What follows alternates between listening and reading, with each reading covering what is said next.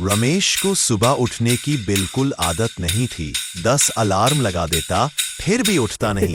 एक दिन उसके दोस्त सुरेश ने कहा, कल मैं तुम्हारे लिए एक स्पेशल अलार्म क्लॉक लाऊंगा।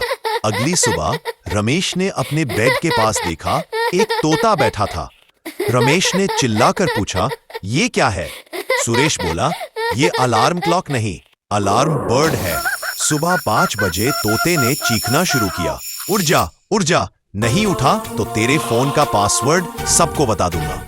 रमेश ने तुरंत उछलकर बेड से जंप मार दिया। फिर भी तोता नहीं रुका।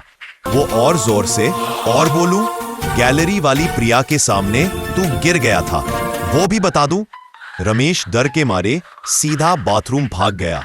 उस दिन के बाद रमेश कभी लेट नहीं हुआ और तोते को घर में सब ट्रूथ मशीन कहने लगे।